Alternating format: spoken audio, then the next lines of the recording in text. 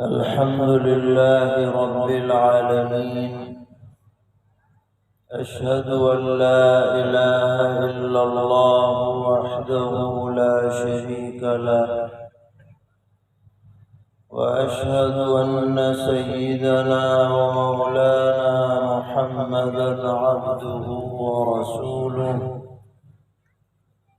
صلى الله تبارك وتعالى عليه وعلى آله وأصحابه وذرياته أجمعين.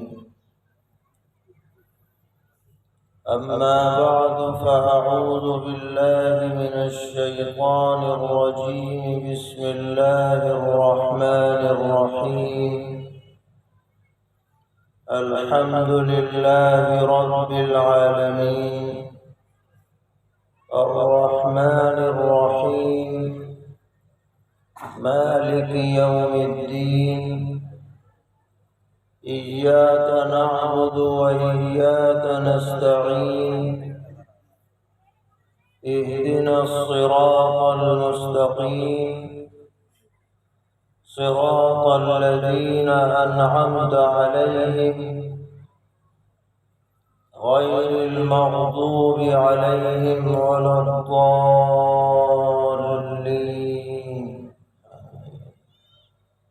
صدق الله مولانا العلي العظيم. معزز علماء کرام، قریب اور دور سے تشریف لانے والے فرزندان توحید، بزرگوں اور بھائیوں، آج بہت شکر گزاری کا دن ہے اور ہم سب کا دل اللہ تبارک و تعالی کی توفیق پر بہت زیادہ شکر کے جذبات اپنے اندر محسوس کر رہا ہے کہ اللہ تعالی نے بہت مختصر مدت میں یہ خوشنما منظر ہمیں دیکھنے کا موقع عطا فرمایا. بلا شبہ اللہ تعالیٰ کے فضل و کرم اور توفیق کے بغیر کوئی بھی چھوٹے سے چھوٹا کام بھی آدمی انجام نہیں دے سکتا. وہی دل میں جذبہ پیدا کرتا ہے، وہی ذہن میں پختگی عطا کرتا ہے، وہی ہر کام کی توفیق سے نوازتا ہے. اور یہ اسے پسند ہے کہ جب وہ کسی کو نعمتوں سے نوازے تو وہ بندے اس کا دل سے اور زبان سے شکر بجا لائے. اللہ تعالیٰ کو یہ بات بہت زیادہ پسند ہے. تو آج ہم سب کو اللہ تعالیٰ کے دربار میں عاجزی کے ساتھ شکر کا نذرانہ پیش کرنا ہے کہ اس نے اپنے دین کی ایک معمولی سی خدمت ہمیں کرنے کی توفیق عطا فرمائی، اور پھر یہ دعا کرنی ہے کہ اللہ تعالیٰ اس گلشن کو ہمیشہ آباد رکھیں، ترقیات سے نوازیں.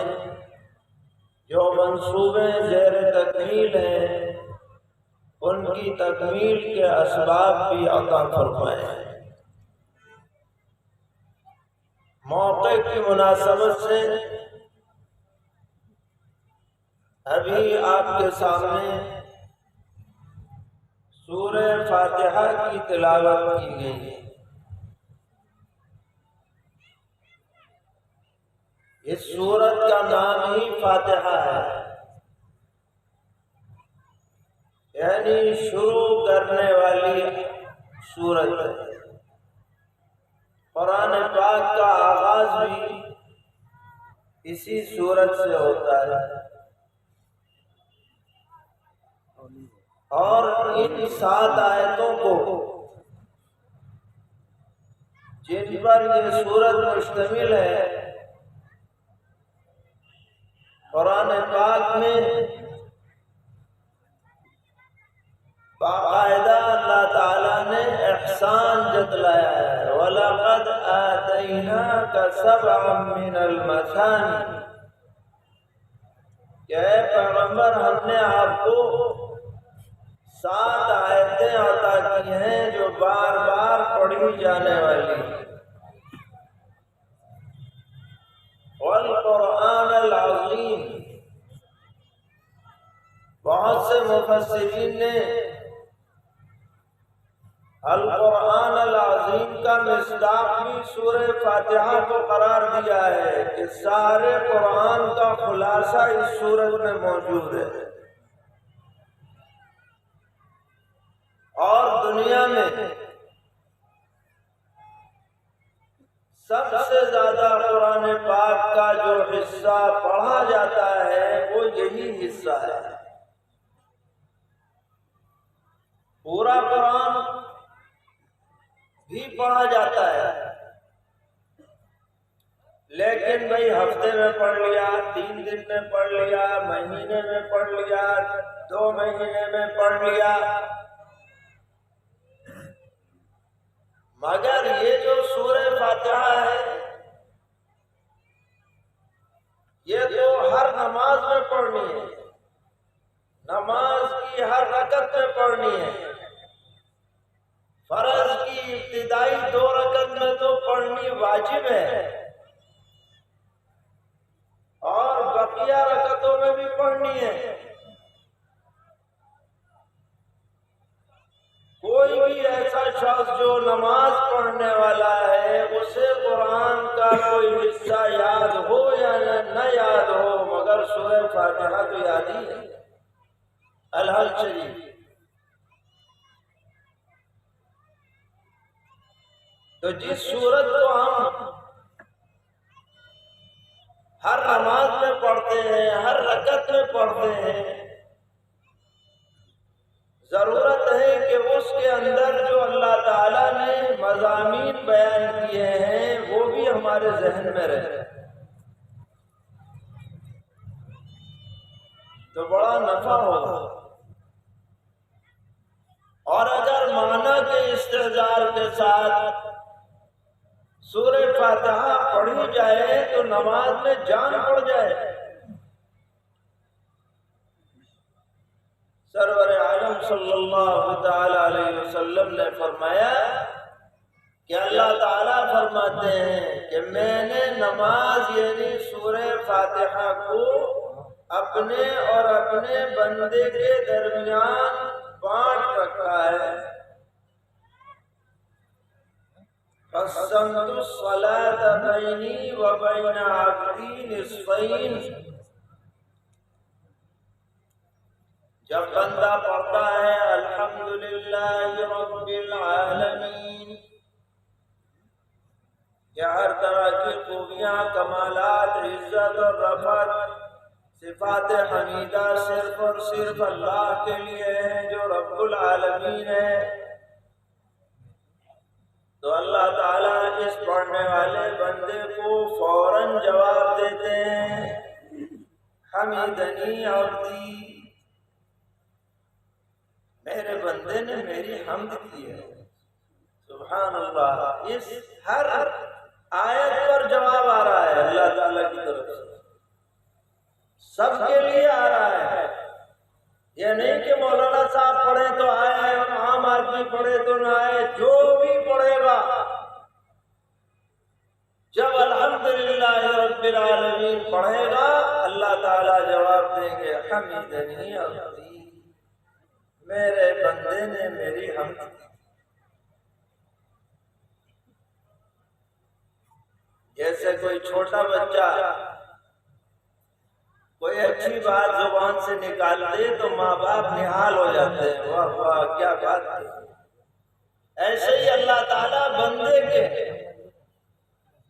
اس آیت کے پڑھنے پر خوشی کا اظہار فرماتے ہیں کہ واہ واہ واہ واہ میرے بندے نے میری حمد کی، سبحان اللہ حمیدنی عبدی۔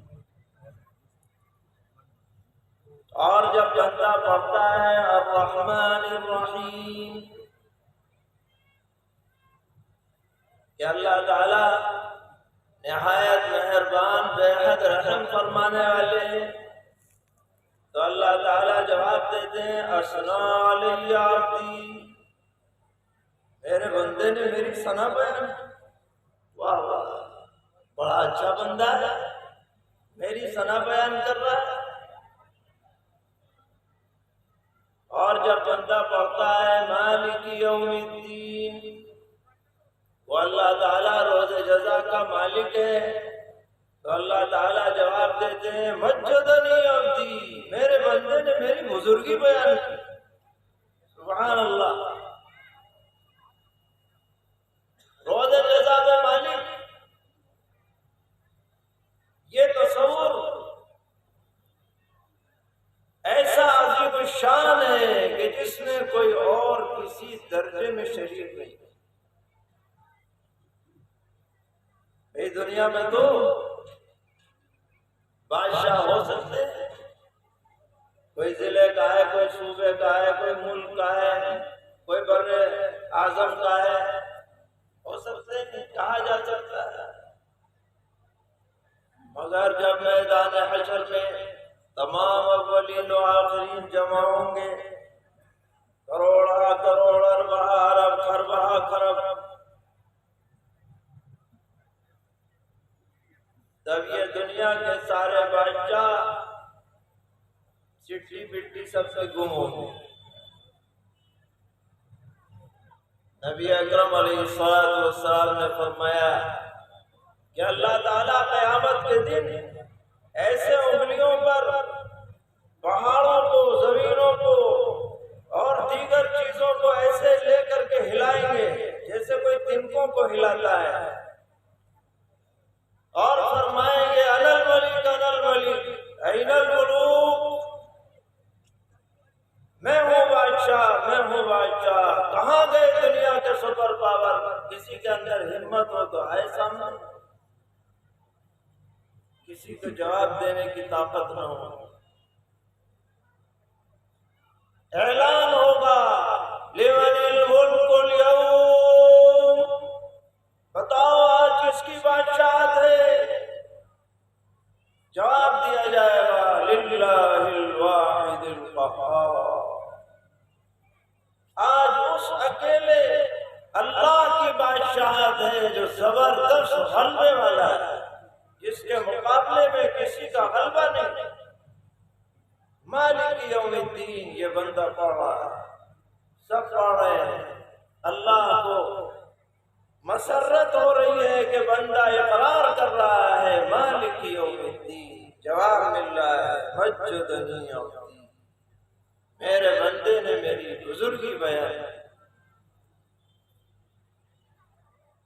اس کے بعد عاجزی کا اقرار ہے، ایاک نعبد و ایاک نستعین، اے الہ العالمین ہم آپ ہی کی عبادت کرتے ہیں اور آپ ہی سے مدد چاہتے ہیں۔ دونوں چیزیں ساتھ میں ملا کے بیان کی، آپ کی عبادت کا اقرار اور مدد کی طلب، یہ بتلانے کے لیے کہ تم عبادت بھی نہیں کر سکتے جب تک کہ ہماری مدد نہ ہو، ہماری مدد ہوگی تو تمہارا عبادت کرنے کا کام انجام پائے گا، ہماری مدد کے بغیر تم کچھ نہیں، تم یہ اقرار کرو۔ تو اللہ تعالیٰ فرماتے ہیں یہ آیت میرے بندے اور میرے کے درمیان آدھی آدھی ہے، ایاک نعبد میری، ایاک نستعین بندہ، اور فرمایا وَلِعَبْدِي مَا سَأَلَ، اور میرے بندے کو وہ ملے گا جو وہ مانگ رہا ہے، مدد مانگ رہا ہے میں ضرور اس کی مدد کروں، طلب کر رہا ہے میری اعانت، نصرت چاہ رہا ہے میں ضرور مدد کروں گا، وَلِعَبْدِي مَا سَأَلَ۔ یہ تو ہو گئی تمہید۔ اب اصل مدعا کیا ہے؟ فرمایا اهدنا الصراط المستقیم، اے ہمارے رب ہمیں سیدھا راستہ دکھلائیے۔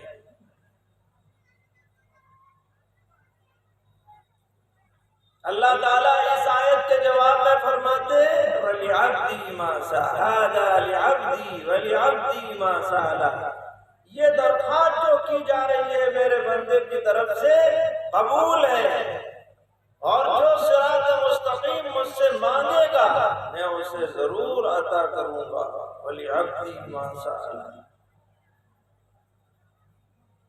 اب صراط مستقیم کیا ہے؟ صراط الذین انعمت علیہم، ان لوگوں کا راستہ جن پر آپ نے انعام فرمایا، یعنی انبیاء علیہم السلام، صدیقین، شہداء، اولیاء اللہ، ان کا راستہ۔ تو اللہ تعالیٰ پھر جواب دیتے ہیں ھذا لعبدی ولعبدی ما سأل، یہ میرے بندے کی خاص درخواست ہے، بندے کو وہ ملے گا جو وہ مانگ رہا ہے۔ اور اختتام ہو رہا ہے غیر المغضوب علیہم ولا الضالین،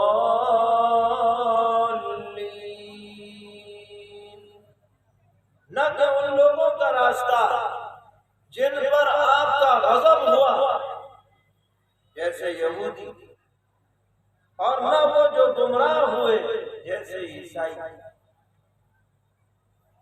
اور ان دونوں کے اندر وہ تمام لوگ شامل ہیں جو اللہ کی ناراضگی والے راستے پر چل رہے ہیں۔ جیسے ابھی مولانا فرما رہے تھے، مال کی محبت میں حد سے زیادہ، عہدے کی محبت میں حد سے زیادہ،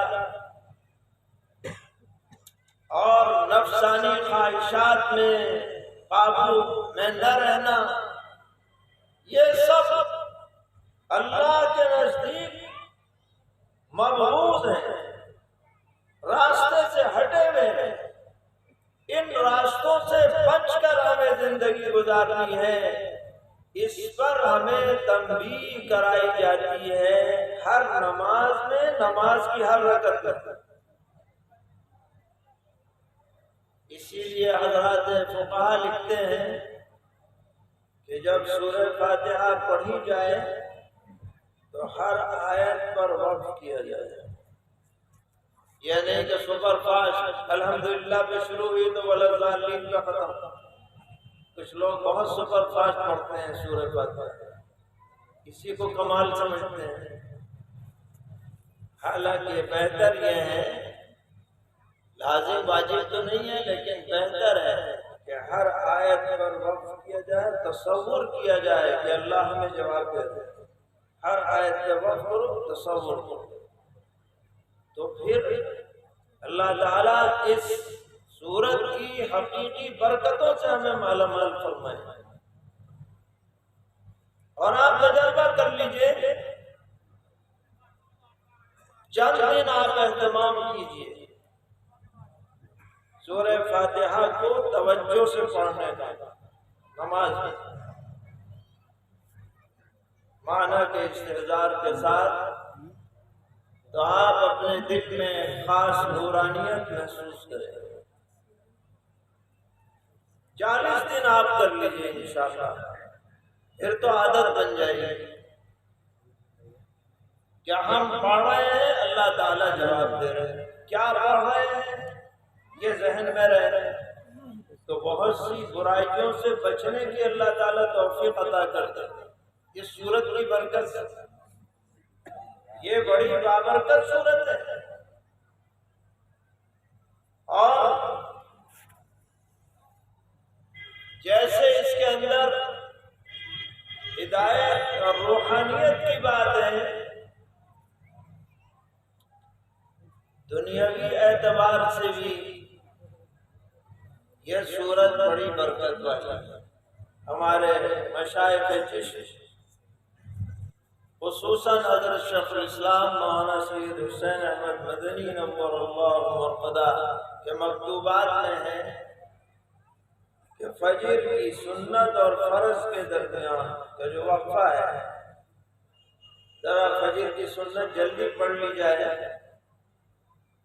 اور اس کے بعد 41 مرتبہ یہ سورت پڑھی جائے، بسم اللہ سنی، تو اللہ تعالیٰ دنیا آخرت کی ہر بھلائی سے انشاءاللہ مالا مال فرمائے، ہر بیماری سے نجات عطا فرمائے۔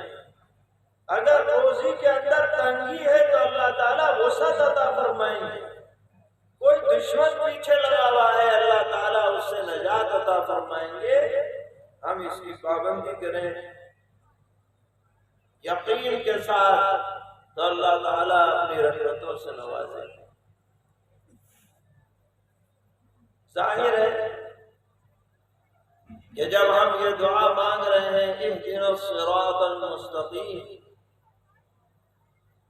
تو اسی کے ساتھ ساتھ یہ دعا بھی ہوگی کہ ہمیں علم ہو کہ کون سا راستہ صراط مستقیم ہے، اس کے لیے ہمیں علم دین کی ضرورت پڑے۔ ایسا نہ ہو کہ ہم راستے سے بھٹک جائیں، کوئی ہمیں راستے سے ہٹا دے، اس کے لیے ہمیں دین کی ضروری معلومات حاصل کرنی پڑیں گی۔ یہ امت راہ حق پر جبھی قائم رہ سکتی ہے جب کہ علم دین کی تعلیم و تعلق کا سلسلہ باقی رہے۔ اور جو اگلی بات آئی صراط الذین انعمت علیہم، تو جن پر انعام ہوا یہ لوگ آئیڈیل ہے، نمونہ حضرات انبیاء علیہ السلام، صدیقین، شہداء، صالحین، ان کے راستے پر چلنا ہے اور ان کے طریقوں کو اپنانا ہے۔ اسی کا نام ہے تزکیہ اور ارشاد، کہ جو ہم پڑھیں اس کو زندگی میں داخل کریں۔ دونوں چیزوں کی ضرورت ہے۔ الحمدللہ اس ادارے میں اللہ کے فضل و کرم اس کی توفیق سے یہ عزم کیا گیا ہے کہ تعلیم بھی ہوگی اور تربیت بھی حتی الامکان بہتر سے بہتر کرنے کی کوشش کی جائے گی۔ اللہ تعالی قدم قدم پر نصرت فرمائے، مدد فرمائے، شرور اور فتن سے محفوظ فرمائے، تمام اداروں کو ترقیات سے مالا مال فرمائے۔ ہمارے علاقوں کے اندر ایک ایک شہر میں بہت سے مدارس ادارے قائم ہیں۔ کسی کے ذہن میں یہ بات آ سکتی ہے کہ بھائی نئے ادارے کی کیا ضرورت ہے؟ تو اس کا جواب یہ ہے کہ جتنے ادارے اس وقت قائم ہیں، اگر ہم اپنی آبادی کا جائزہ لیں، بچوں کا جائزہ لیں، سروے کریں محلوں کا، تو یہ ادارے بھی ناکافی ہیں بچوں کی تعلیم۔ اگر 10-20% بچے بھی مدرسوں میں آنے لگ جائیں تو جگہ بٹھانے کی نہیں رہے گی کسی بھی مدرسے میں اس شہر کے. اس لیے ادارے حسن نیت کے ساتھ قائم ہوں، اس میں کوئی اشکال کی بات ہے، لیکن تقابل نہ ہو، بلکہ توافق کے ساتھ آپسی تعاون کے ساتھ دین کا کام ہونا چاہیے. دین سب کا ہے، ہر آدمی دین کا خادم بنے، اپنی ذات سے جتنا بھی فائدہ پہنچایا جا سکے جس ادارے کو بھی اس میں دریغ نہ کرے. انشاءاللہ سب مل جل کر کے کام کریں گے تو ہر اعتبار سے اللہ تعالی ترقیات اور برکات سے مالا مال فرمائے. اللہ تعالیٰ اس مجلس کو بہت قبول فرمائے، اس ادارے کو ہر طرح کی ترقیات سے مالا مال فرمائے، سبھی معاونین کو اجر جزیل عطا فرمائے، ہر طرح کے شرور سے محفوظ فرمائے. وصلی اللہ تعالی علی خیر خلقہ محمد وعلی آلہ